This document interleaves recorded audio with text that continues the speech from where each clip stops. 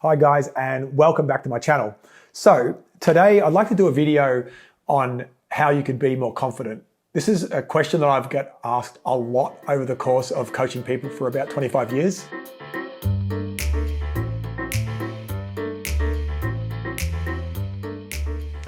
So now remember, if you like the videos, give it a thumbs up and subscribe. It really helps build the channel, and that's what I want to do. My intention is I want to help as many people as possible. I think human beings, we are very smart, and actually all we need is amazing ideas, and we literally can change the planet. I like this idea, it's motivating for me, so I want to do my bit for that. So how can we be more confident? It's a question I get a lot. So I'm going to give you a whole bunch of different approaches. Now, one of the things when I get asked that question and someone says, I'd like to be more confident,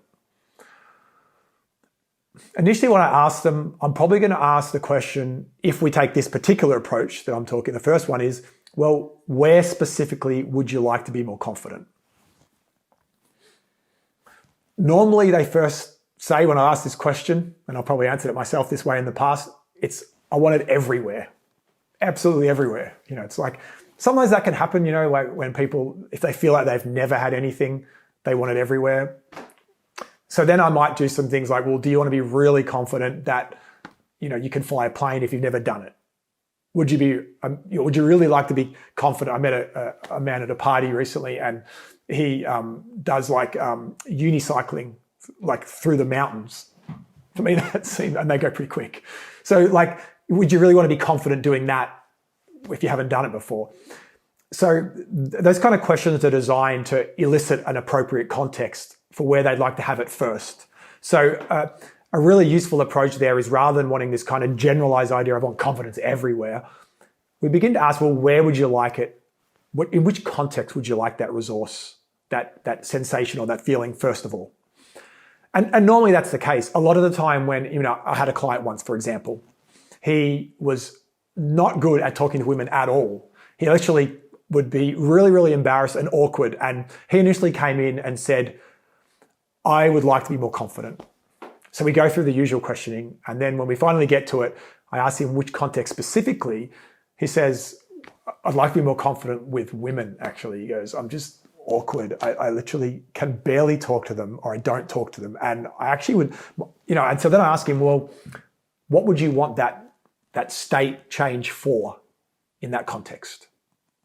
He kind of thought about it and he says, well, I actually would love to have a girlfriend and potentially create a family. Okay, great. So now we've got a bit more information about the context. He now knows his intention. That's important information, knowing your intentions. Asking, what do I want this for? So now he knows that intention is going to filter the kind of selection of resource states in that context, right? So we begin to explore how can he develop more resourceful states in that context.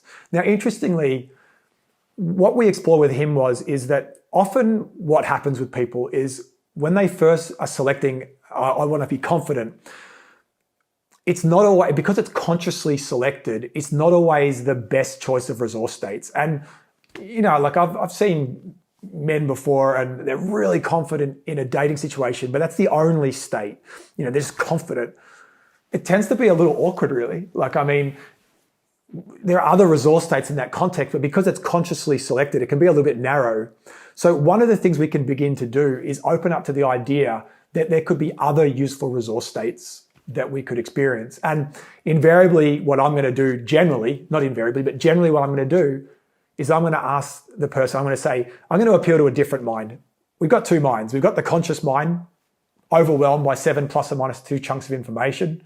Or we've got the unconscious mind, which can process millions of bits of information, you know, per second, where the conscious mind is literally, you know, basically has no scope of possibility between 5 and 9 chunks of information. So I'm going to ask the person's unconscious, could you please select a range of possible resource states for this context that work at least as good, if not better than the current states that a person's accessing, in line with this intention of wanting a family, of wanting a girlfriend.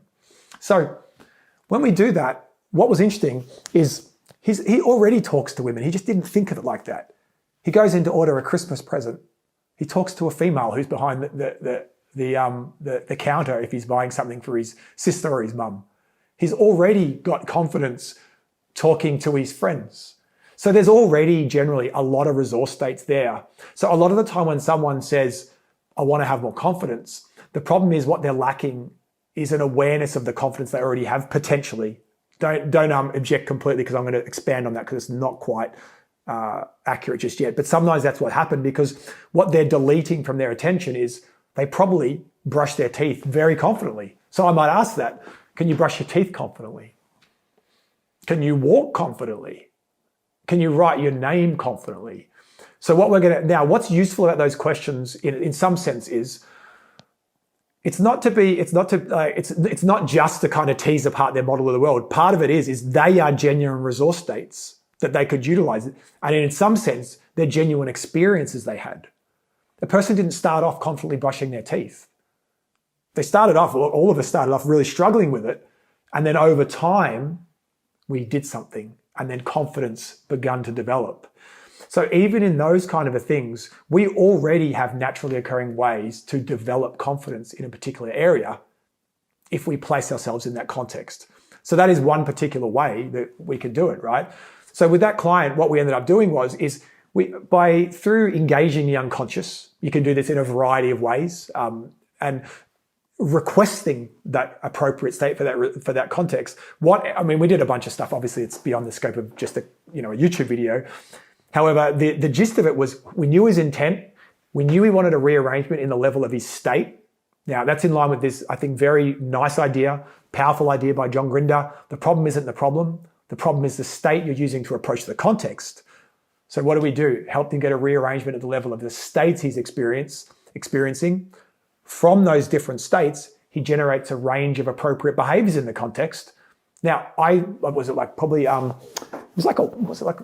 2 weeks or something. It was a while ago. He gives me a call. He goes, Jazz, I've got 8 phone numbers this week and I've got my first date locked in.